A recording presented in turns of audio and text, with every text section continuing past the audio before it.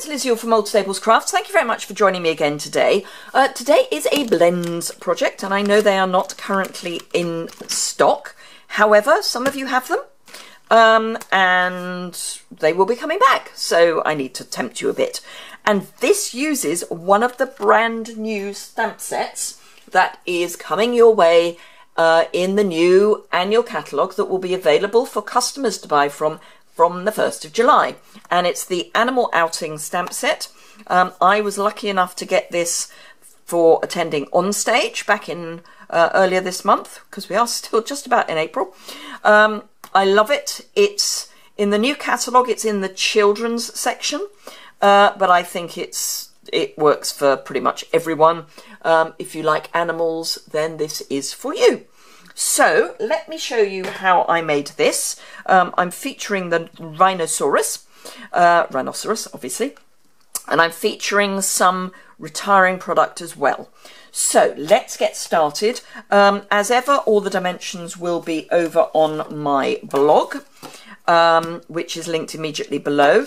So don't worry about writing anything down, and if I forget to tell you something, it will be there. So the first thing I'm going to do is ink up my my Rhino with some Memento ink, because obviously that's the ink we want to use for using the blends. And I'm using a piece of plain Whisper White, which is cut at 3 1/4 by 4 inches. I am going to cut it down, but I'm going to start by using this, and we'll pop it about there. And the reason I say I'm going to cut it down is because when we mount it into the Poloroid, we want it to be slightly smaller. So that's that. And while I'm at it, I'll ink up the leaves. Now the leaves do theoretically have a little frog on them. It's actually a branch. I'll just grab a piece of getting very scrappy scrap paper. But I just want the leaves coming in so that there's something in this top corner. So there we are. So there is a little frog, she says in high pitch. So it's, let me see if I can show you. It's this with this little frog. Isn't it cute? But it works just as well, just as leaf. So that's great. So whilst that's just drying properly, because although it's the perfect ink for using with blends, you do want it to be properly dry. Let me show you what else I'm going to use. A slightly grubby, no, not, it's fine now. So this is also 3 1/4 by 4 inches, and I've used the second from largest of the layering squares framelets just to cut out that Polaroid shape. So I count from the middle out, so the smaller size out, and this is number 7 of 8 of the straight squares. Obviously you've got the scallop squares as well, so the full set is this. So this is the odd numbers for me, so the smallest, so it's the largest of that set, but there is this one that's larger as well. So that's what I've used to make my Polaroid, and I've just run it through the big shot. I run it through at an angle so that you don't have this great lump that it's got to get over. I'm using some Soft Sky design cardstock. As we know, Soft Sky is going, but I'm using this. I'm using some of the Delightful Daisy Designer Series paper, but I'm using the B side. So I'm using this stripe, which is in Old Olive, and this splodge. And they're both watercoloured, but this is in kind of Tranquil Tide. So, in fact, I might as well, while that is definitely setting, I might as well mount these up so they're ready to go. So, I know it's sometimes a shame to get your Designer Series paper and the sort of what I might call the A side and cover it up. But you know what? It's fine. Both sides are there to be used. So we should use them both. So pop that down. Now this one I'm going to put down at a jaunty angle for no good reason at all, other than occasionally I like to put things down at a jaunty angle. And Fast Fuse is at the moment still in stock. So this is 5 5/8 by 3 7/8. This piece I've cut slightly smaller than I would normally, so this is 5 1/4 by 3 1/2. but I just wanted that extra ability to have it at a jaunty angle. So there we are. Right, this should now be dry. So this is cleanable, wipeable. I'm not fussed about it. Otherwise, do be aware that your blends will bleed through. So the first thing I'm going to do, because we've already got shading on here, is I'm going to take the darkest of the smoky slate. Oh, and I need the lightest and didn't bring it out. The darkest of the smoky slate. And I'm just going to go over most, but not all, of the shading. Now, because this is standard Whisper White, I'm going to be slightly careful to not go too near the edge, because you can end up with it bleeding. And it can bleed over the edge. It's not the end of the world because we've got a colour lifter that will resolve that, but best not to get too carried away by going too close to the edge. So just be a little bit circumspect about how close you go to the edge. So while I'm doing this, let's have the weather update. So we've had some lovely weather, and now it's a fairly miserable day. It's 3:45 in the afternoon and I've got the lights on because it's a dull old day, and it's blowing a hooligan to the extent that I've got whistling into the in through some of the windows, which is slightly alarming. Now I'm going to add some pink pirouette. This will be going, but at the moment I'm going to use it. There will be other colours to replace it, so I'm going to put pink on his ears and round his horn and round his nose, because these are places that on a rhinoceros would often have a touch of pink.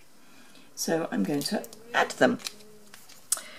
Right, the light smoky slate, I'm just going to, and I'm using the thick end this time, I'm going to just fill in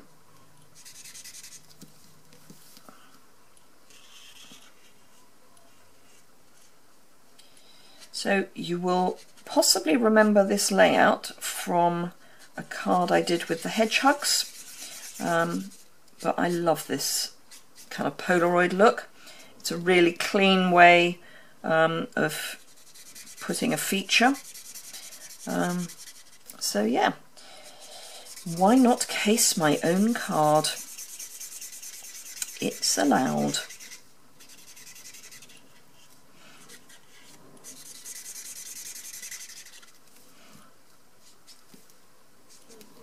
So the pink, as you can you see that? So can you, not sure you can see, but the pink is still evident, but not hugely evident. It's just giving a little hint, and then I'm using the bullet end just to draw in his ears. Right, okay, while I've got this out, I'm just going to, with the pale smoky slate, just add the shadow to the horn. And actually, should I do I'll do the bottom of the bird now as well. Here we are. Right, I am using the, there's a certain irony about this, the ivory as the colour for the horn. And the reason I say that is obviously that because elephant ivory is now protected, unfortunately, rhinoceros horn, which has always been quite popular anyway as a commodity, is now being used in place of elephant horn, which is really quite sad. Crumb cake, just to add a bit more shading. And I'll actually come back in with some more ivory just to blend that in.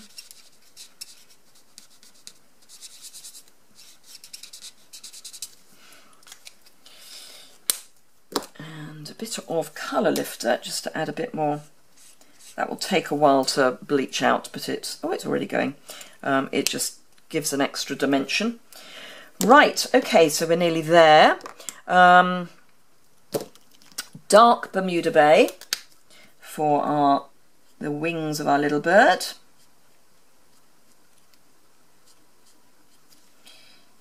And just a little bit there. And whoops, light Bermuda Bay for the body. I have no idea whether Bermuda Bay works as a bird, but I don't care. It's my project.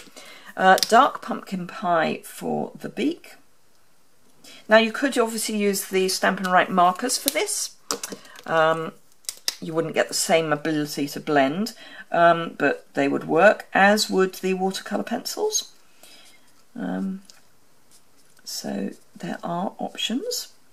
So this is the dark Old Olive and the light Old Olive.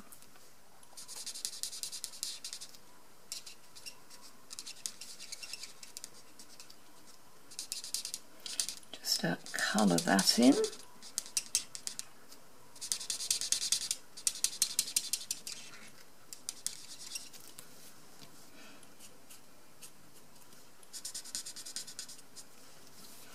Oh, I've just realised I've missed his tail off. I'll do that in a minute. And then I'm going to use the thicker end just to add a bit of background. Can't believe the whistling of the wind through the double glazing seal. Slightly worrying. I am going to use some colour lifter on top of that, but Soft Sky. Oh, and I've just realised I haven't done the branch. Isn't it sad? Is this the one I want? Oh, I've got it's Pool Party actually, and I've used the wrong one. I want the pale Pool Party. That's fine. We'll use a bit more colour lifter. Are we on camera? Yes, we are. Because I think last time when I did my hedgehogs, the battery ran out, or the SD card got too full or something, and we missed the colouring. And I know there were some people who were a little upset by that. Or not upset, but said they missed the colouring and they would have liked to have seen it. So you're getting to see the colouring this time.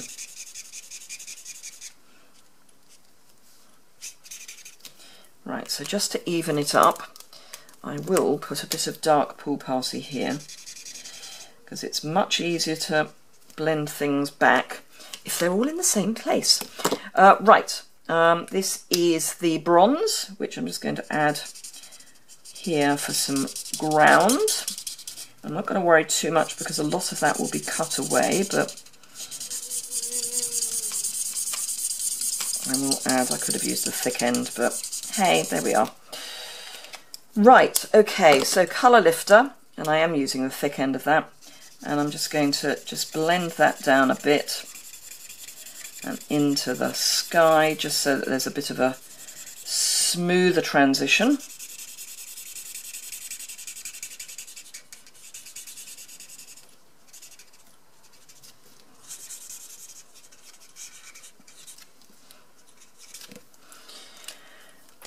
Right, so the last thing I need to do is add his little tail, which I forgot. Right, okay, we are very... Oh no, and I need to do the branches.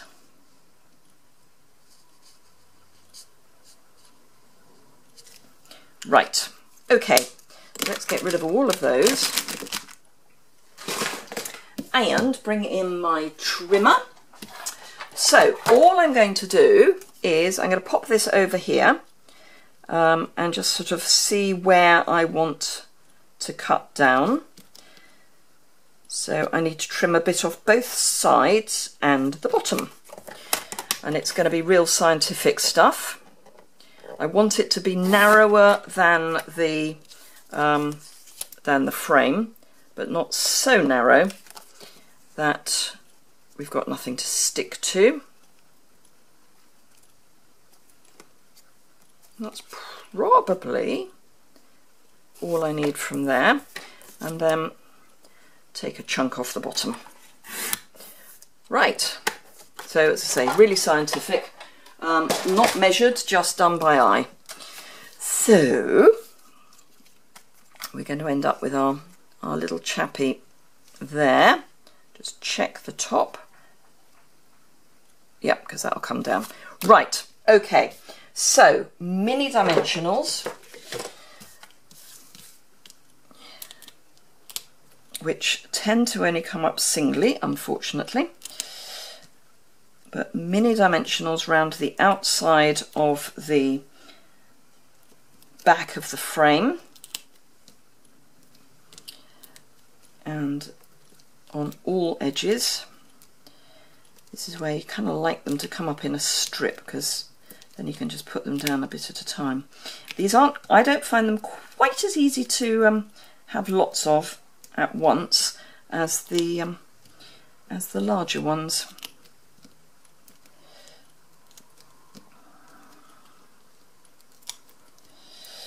Right, and let's just accept defeat on these and use my piercing tool to lift the backs off.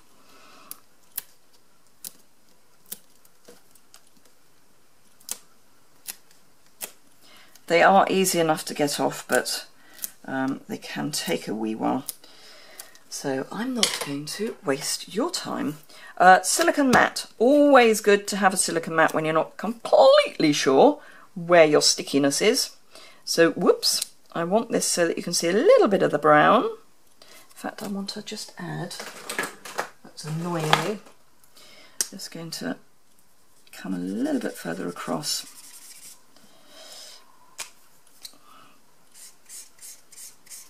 That's better. There was an annoying little white bit there. Whoops. So I want a little bit of the brown, and then there we go. And as you can see, some of these they're attaching, but they are also exposed. So large dimensionals, just to go across the bottom. Just a couple of those, because we want all of that to be the same height. Bring in our card, which has already got the DSP on it, and then actually I'm just going to add some multi-purpose glue, just a tiny weeny bit, so that there is enough for everything to stick. And then I'm just going to have this at a, oh, you know what I forgot to do? Oh well, yeah, I'll just have to have forgotten to do it. I think that with the best will in the world that might be a challenge. We'll give it a go. Wish me luck. I forgot to stamp the sentiment. So this is either going to be a disaster or pretty much a disaster, but I can probably draw that in with a fine journal pen, which I know I've got over here, because I've got a new packet of journaling pens. So I want the narrow one, which is this one, and then because it's a sketchy font anyway, learn from my mistakes. Do that before. Right, and I've got a few of our self-adhesive sequins, that's the word I'm looking for, left. So I'm just going to, I think the orange might be a bit, although it'll pick up on the bird's beak. No, we'll go for, we had green on the original one. I'm going to have these kind of iridescent blue on this version. So one there, and then we will be done. One there, and one up there, and that is it. So there we go. I hope you enjoyed that. If you did, do please give it a thumbs up. If you need any products, please do hop over to my online store. As I have mentioned before, I am in my dream aiming for Greece, and in order to get there, all your sales help, or your purchases help. So if you would like to support me with that and you're in the UK, I would be incredibly grateful. During April, I am doing a giveaway, which is for a full set of the Many Marvellous markers as per the catalogue. So the retiring catalogue. So that's a £99 set of Many Marvellous markers. And I know some of the colours will be retiring, but it's still a really good set to get. So if you felt you could support me with that, I would be very, very grateful. Otherwise, if you've got any questions or comments, please do either leave them below or contact me through my blog, which is linked below. Thank you very much indeed for joining me, and I hope to see you again very soon.